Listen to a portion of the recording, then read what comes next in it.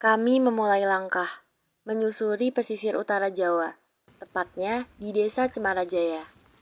Kami diberi kesempatan untuk mendokumentasikan kisah abrasi dari kacamata seorang nelayan yang kami temui.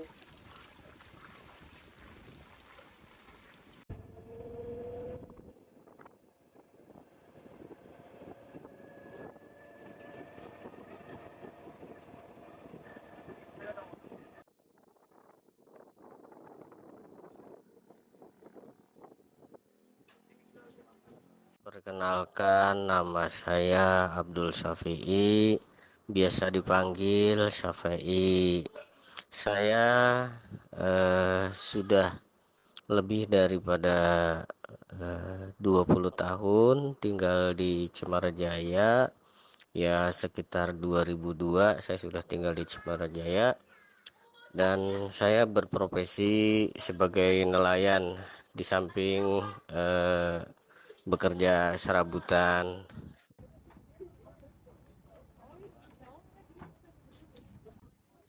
Hari ini, kami diberi kesempatan untuk mengikuti rutinitas berlayar Pak Syafi'i sebagai seorang nelayan. Kalau rutinitas berlayar, kalau kondisi hasil tangkapannya sedang bagus, mungkin kita nggak kenal lelah, kita nggak kenal libur gitu. Jadi ya kadang berangkat sore nih, malam kita pulang jam 11 atau jam 12. Paginya juga kita berangkat lagi dengan alat tangkap yang lain. Kalau sore itu biasanya cari ikan. Nah paginya kalau memang ada hasil tangkap bagus ya kita bisa ambil rajungan, kemudian juga udang.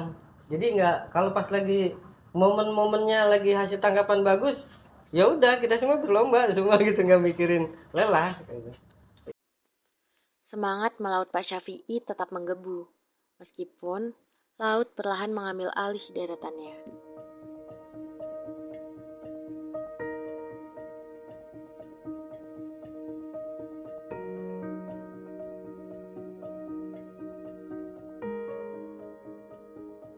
Abrasi dan banjirop di Cemarajaya kian mengkhawatirkan.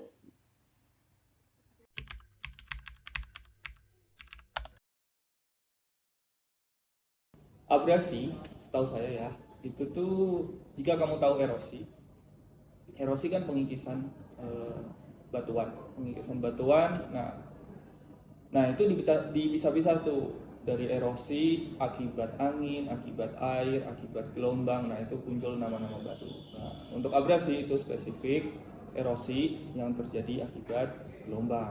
Gitu. Jadi pengikisan batuan, tanah diangkut. Nah, spesifik dikarenakan energi oleh gelombang. Nah, kalau banjir rob sebenarnya kalau di Inggris itu susah. Secara umum biasanya dibilang coastal flooding atau kalau di Indonesia kan jadinya banjir rob. Tapi di dalam definisi coastal flooding dan banjir rob itu tuh kadang nyampur dan rancu. Kayak banjir rob itu banyak orang yang sebenarnya yang kalau kita pakai definisi coastal flooding itu tuh banjir genangan yang dari pantai, dari laut.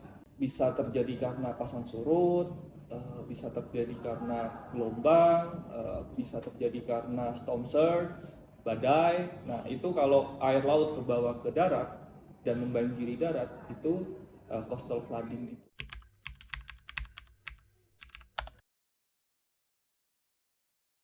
Kalau di abrasi tadi ya, yaitu tinggi gelombang pasti di tinggi gelombangnya, terus perlindungan pantainya dan si pantainya itu sendiri. Kalau pantainya berbatu keras, pasti abrasinya kecil gitu karena pantainya kuat. Kalau pantainya berpasir, lumpur, nah itu lebih mudah terbawa, terolak lalu ke bawah. Nah, terus ada tidaknya perlindungan pantai di sana? Gitu. Perlindungan pantai bisa macam-macam, bisa bentuknya tadi artifisial, dibuat oleh manusia, bentuknya bisa tanggul, bisa breakwater, bisa jetty yang buat kontrol sedimen, atau bisa jadi hybrid gitu.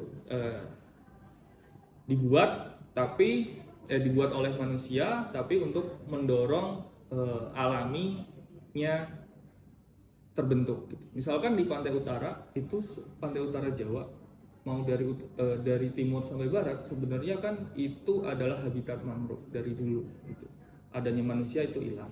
Nah, kalaupun sekarang nggak diapa-apain, mangrove itu akan tumbuh gitu di sana.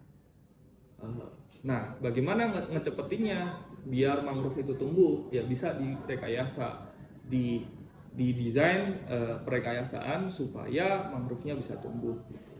Dibikin kanal, ditanemin dulu, terus dikasih perlindungan sedikit, yang tidak sekuat, mungkin tidak sekuat yang breakwater, tapi setelah mangrove-nya tumbuh itu rusak nggak apa-apa. Jadi tidak perlu sekuat itu, tapi untuk mendorong biar si mangrove bisa tumbuh dulu. Nah, itu yang bisa kalau abrasi ya, faktornya kekuatan dari laut ya, mau itu gelombang, badai, terus si kekuatan si pantai sama perlindungan pantainya, itu sih kontrolnya ya menurut saya. Kalau banjirop sebenarnya itu lebih ke awalnya tuh dipasang surutnya, mungkin pasang surutnya seberapa tinggi tenggang pasuknya, dari pasang terendah hingga pasang tertingginya itu seberapa tinggi. Nah, di situ nanti tergantung. Banjirop tuh lebih dominan karena yaitu artifisial gitu, karena ada pengaruh manusia di sana terjadi. Jika itu tidak terjadi, jika itu kerendam, udah dari dulu kerendam. Tapi kenapa dulu tidak kerendam, sekarang kerendam? Pasti ada perubahan dari fisik dari si daratnya. Pola manusianya tuh mengganggu kesetimbangan itu. Jadi banjirop faktornya ya tetap dari laut tadi, tetap dari pasang surutnya atau fenomena-fenomenanya, seperti kebetulan ada gelombang tinggi, kebetulan ada storm surge, kebetulan ada badai, ya, itu bisa memperparah si banjirop. Jika itu bersamaan ya antara pasang tinggi purnama dan kejadian gelombang tinggi atau badai, itu bisa terjadi bersamaan. Itu inundasinya, rendaman pantainya bisa semakin parah.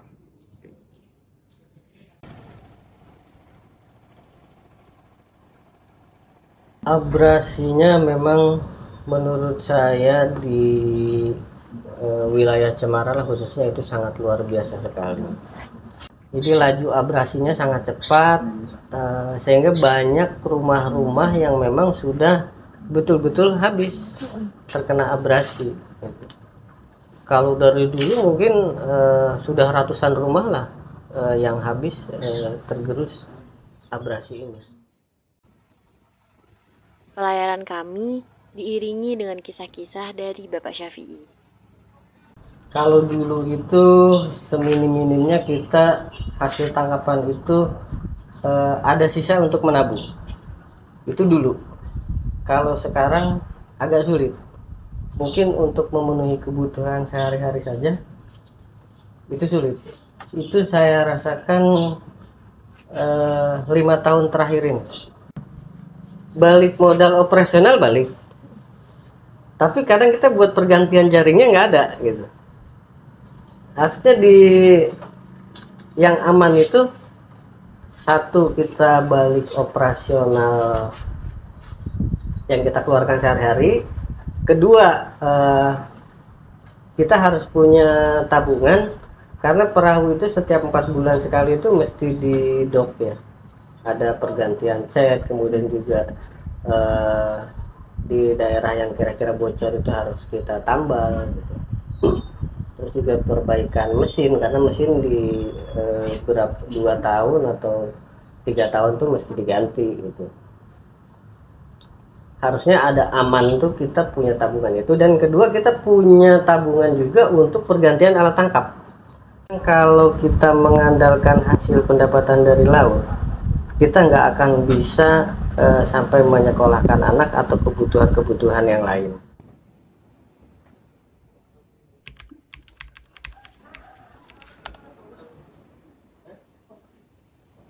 Sumber pendapatan itu saya dari warung, jadi warung ya alhamdulillah bisa tercukupi lah. Kalau untuk kebutuhan makan sehari-hari itu tercukupi.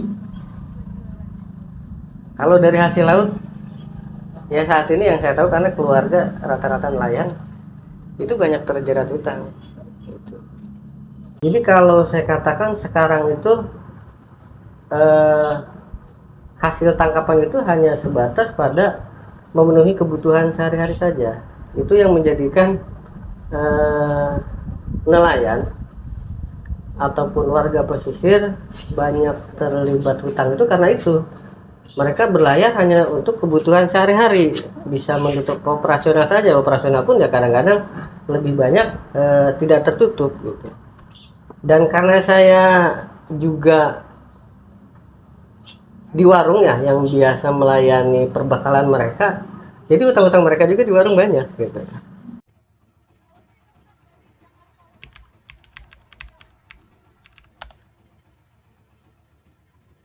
Sangat berdampak, terutama ancaman mengenai tempat tinggal. Jadi tempat tinggal mereka tidak aman, banyak hancur, apalagi ketika terjadi gelombang-gelombang besar.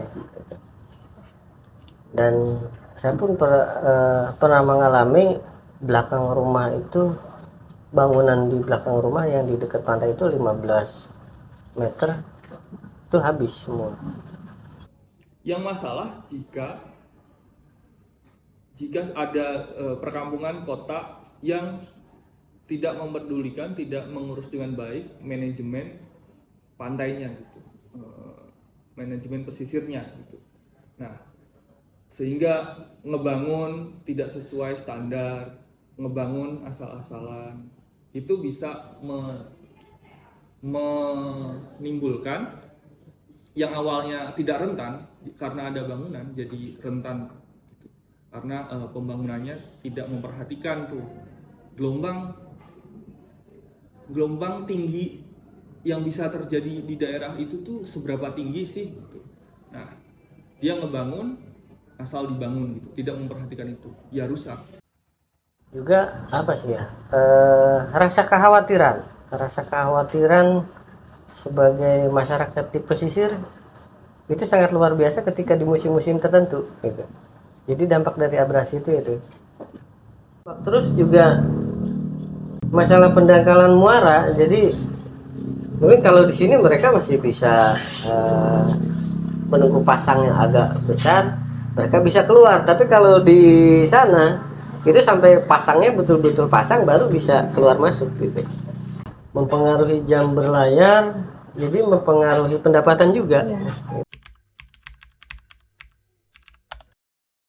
Saya dulu sih makmur ya, mungkin adanya perubahan iklim atau gimana ya, yang mungkin alam sih ya, kan adaptasi alam. Dulunya ya makmur, ya sejahtera, mereka pun kehidupannya gitu kan. Setelah ada abrasi ya begini. Kadang-kadang mau ninggalin buat usaha juga kan, pas ada pasang besar nggak bisa. Nah itulah, kalau pas alam ini yang abrasi ini ya bersangkut pautnya ya ke bawah semua, termasuk ekonomi desa juga. Jadi menurun ya Pak? Menurun.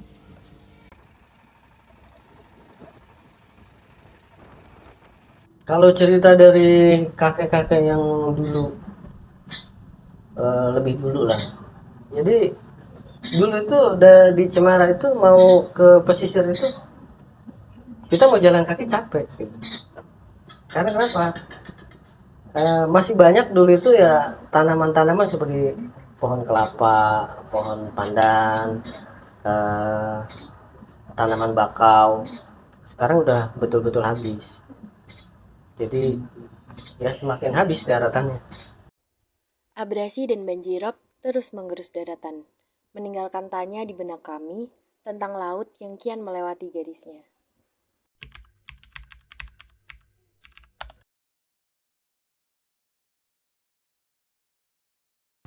Ya, kenapa Semarang, Pekalongan, Karawang, atau Jakarta? Pantura kan lebih banyak dari itu ya. Misalkan Kudus, Pati, Jepara. Nah, kenapa mereka tidak? Karena orangnya dikit.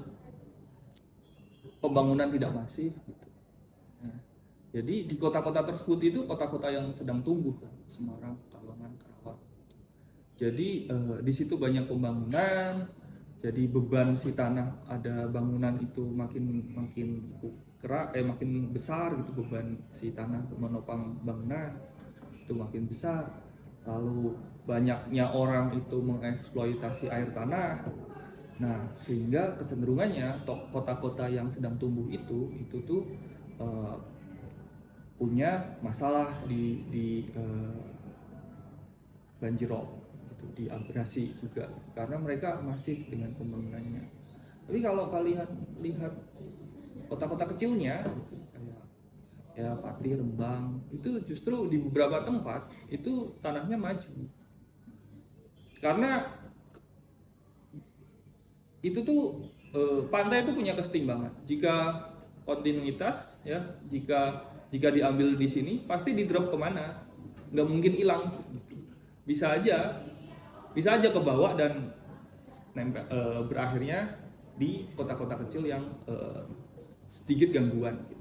Itu bisa terendapkan bisa. Di beberapa tempat maju. Di beberapa tempat terabrasi erosi kencang gitu. Atau kerendam kencang. Nah, itu ya karena kota-kota yang sedang tumbuh tadi. Beban kotanya, beban kota pesisirnya itu semakin besar, baik skala bangunan maupun eksploitasi si air tanah. Menurut saya ya. Laut terus menggerus. Bahkan ketika malam, warga Cemarajaya tak lagi dapat beristirahat dengan tenang. Banjir telah mengotori permukiman mereka. Perahu-perahu yang disandarkan di muara pun tak lagi aman. Para nelayan harus memperkuat jangkarnya agar laut tidak menghanyutkan perahunya.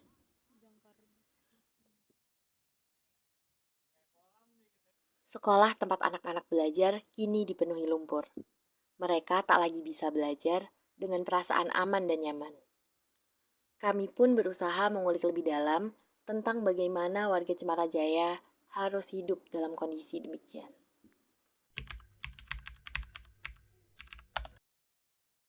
Bantu tuh penahan ombak, tanggul penahan ombak yang ada di depan desa pernah. Nah, dan di belakang rumah warga pun pernah. Cuma kita bisa bertahan sampai 3-4 tahun. Kesananya yaitu habis ombak itu. Udah hilang kegerus juga ya? Dia hilang. Pemerintah Kabupaten Karawang tuh punya inisiatif memindahkan masyarakatnya yang rumahnya tergerus. Pengadaan lahan,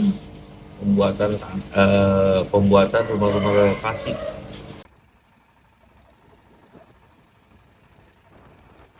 Ya dari pemerintah ya waktu beberapa tahun yang lalu itu sudah ada perencanaan untuk memindahkan warga yang ada di garis pantai yang sudah terkena ancaman abrasi. Makanya dibuatkanlah perumahan relokasi yang lokasinya agak jauh dari garis pantai. Itu diantaranya untuk memberikan tempat tinggal yang lebih layak. Dan itu juga menjadi apa ya? Menjadi bukannya kendala sih ya. Memang bagus niat pemerintah, cuma jadi kita tuh dengan lokasi tempat kita sandar perahu agak jauh. Lebih mahal lagi biayanya ke sini. Nambah lagi pengeluarannya. Selagi mendengarkan cerita-cerita Pak Syafi'i, kami diajak untuk berlayar sedikit lebih jauh. Perahu kami semakin ke tengah, semakin berjarak dari daratan Cemarajaya yang terabrasi. Untuk BPBD Kabupaten sendiri, untuk Karawang ya, untuk BPBD Kabupaten Karawang, kita berdiri tahun 2015. Jadi sebelumnya itu kan belum ada BPBD, jadi paling ditangani oleh pemerintah setempat gitu. Adapun BPBD Karawang itu berdiri tahun 2015.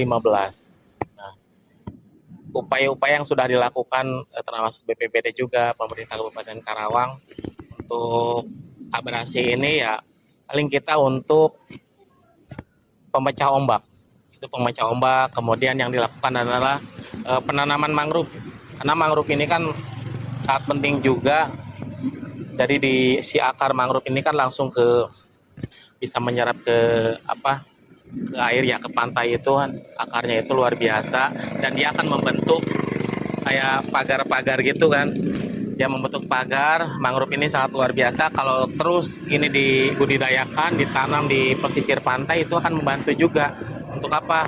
Tadi mengatasi salah satunya meningkatkan abrasi tadi. Karena ada penahan dinding penahan itu melalui tadi selain kayak karung, kemudian ada turap-turap kecil. Nah, itu di mangrove ini kan bagus buat penahan banjir juga, terutama banjir rob gitu.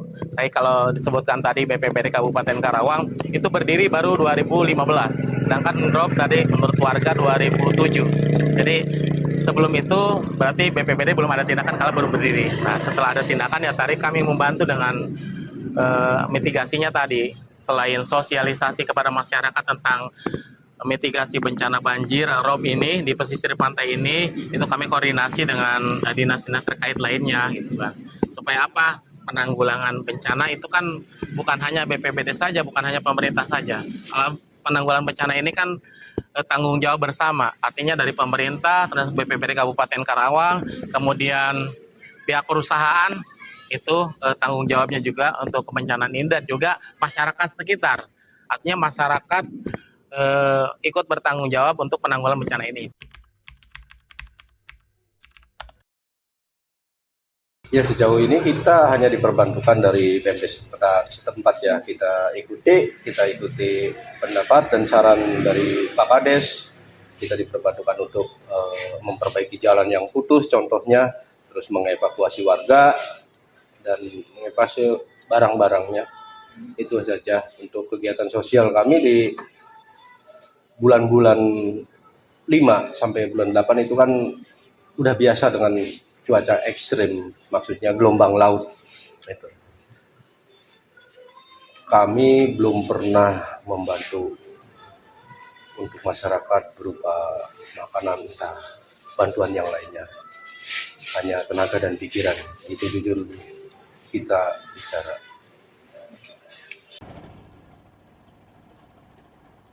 Berbagai pihak telah berusaha untuk menanggulangi abrasi dan banjirop di Desa Cemarajaya. Sama halnya dengan warga yang terus berupaya agar rumahnya tidak rata oleh lautan. Setiap tahun kita lakukan perbaikan, ya. Minimal mengurangi jangan sampai roboh gitu. Jadi ada penambahan temboknya kita perbaiki atau batu-batunya kita ganti. Kemudian juga setelah terjadi rob besar kan tanggul di belakang itu yang batu kali itu turun ke bawah. Iya. Kalau kita biarkan itu terus berceceran. Jadi penahan yang seharusnya menjadi benteng buat ke rumah, kalau kita nggak angkat lagi, nggak kita susun lagi, jadi benteng rumahnya nanti malah semakin rapuh, semakin lebih besar bahaya ancaman rumah roboh karena gelombang.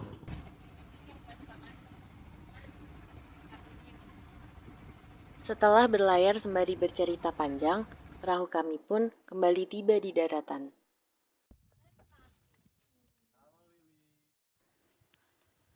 Kami meneruskan perjalanan menyusuri Desa Cemarajaya, melihat secara langsung bagaimana abrasi dan banjirop menjadi bagian dari kehidupan warga. Berharap mendapati celah yang dapat memperbaiki keadaannya.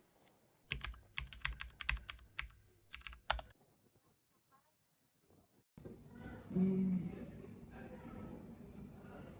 Kalau ya preventif tuh dari masyarakat kecil ya. Tadi ya, komunitas desa, komunitas kalau berbasis komunitas ya tadi mengurangi karena abrasi itu dari laut ya, energi dari laut, mengurangi energi yang datang gitu. Jadi gelombang tinggi itu tuh bisa disipasi oleh vegetasi. Jadi kalau ada mangrove di situ, vegetasi di situ ya dijaga gitu, diperluas, kalau bisa diperluas, dijaga semakin ke pantai. Selain untuk mengurangi abrasi juga untuk ya biar tanahnya maju. Itu kalau skalanya komunitas ya. Kalau skalanya lebih besar, uangnya lebih besar ya membangun bangunan pelindung pantai yang lebih masif, yang lebih kuat. Tapi kalau berbasis komunitas, pelan-pelan dijaga, vegetasi itu dibiarkan hidup. Nah, itu juga nanti efeknya nggak cuma di perlindungan abrasi juga gitu. Habitat dan ekosistemnya juga semakin bagus gitu. Mancing akan semakin lebih banyak dapat, akan hidup udang-udang gitu lah. Dengan adanya mangrove tadi. Jadi tidak cuma mengurangi abrasi ya.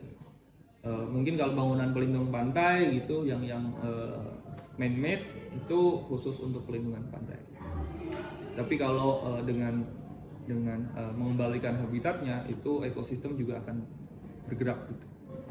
Akan biodiversity juga makin bagus. Jadi yang bisa diusahakan oleh komunitas kecil, komunitas yang tidak seberapa ya mungkin itu gitu. Memelihara lingkungannya dengan vegetasinya, sampah, lalu konsumsi air kayak gitu, itu yang dikontrol kayak gitu.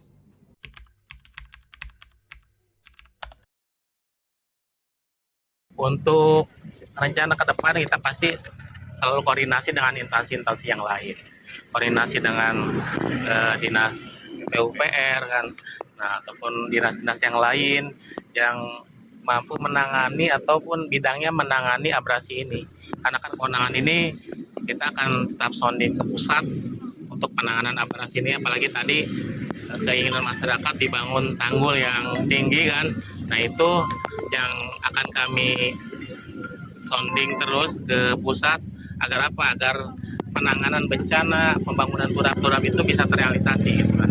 Dari pemerintah ke kabupaten sendiri kan artinya menguatkan itu untuk penanganannya itu yang ininya kan ke pusat ya. Pusat untuk bisa menangani ini. Kami hanya berupaya masukan-masukan dari masyarakat, koordinasi dengan instansi yang lain, kami bisa sounding ke sana. Artinya walaupun kami secara realisasi kami mungkin belum bisa ya, mungkin dari pusat bisa. Mungkin itu. Harapan-harapan itu tentu saja tidak hanya datang dari kami. Pak Syafi'i juga memiliki harapan-harapan yang semoga dapat selalu diusahakan. Kalau harapan ya minimal kita kalau misalnya ada pembangunan di pesisir, entah mau dibuat pelabuhan atau sektor wisata, kita sih sangat mendukung ya. Tapi kita punya harapan satu, ketika ada pembangunan itu melibatkan warga kita, karena banyak yang memang kondisinya pengangguran total. Kemudian juga pemerintah itu bisa memberikan pendidikan keterampilan yang lain supaya nelayan ataupun warga pesisir tidak bergantung kepada hasil laut gitu. Jadi membuka lapangan kerja baru atau bisa memberikan permodalan dalam bentuk apa gitu kan, apa misalnya ternak atau apa gitu. Jadi supaya mereka bisa meningkatkan kesejahteraan. Kemudian juga ya masalah pendidikan, harapan kita ini bukan cuma dari pemerintah, kesadaran daripada setiap warga bahwa pendidikan bagi anak-anak itu penting, itu menurut saya. Supaya kenapa? Supaya ketika mereka memang mengenyam pendidikan yang cukup, mereka bisa bekerja di luar. Jadi tidak selamanya sudah orang tuanya nelayan, harapannya anak itu harus bekerja yang lebih baik, tidak kembali menjadi nelayan, karena jadi nelayan itu bukan pilihan yang terbaik. Abrasi dan banjirop memanglah bencana alam. Namun, bukan berarti kita hanya bisa menyerah. Masih banyak upaya yang bisa kita lakukan. Masih banyak pula doa yang bisa kita panjatkan. Cemara Jaya, 18 Juli 2024.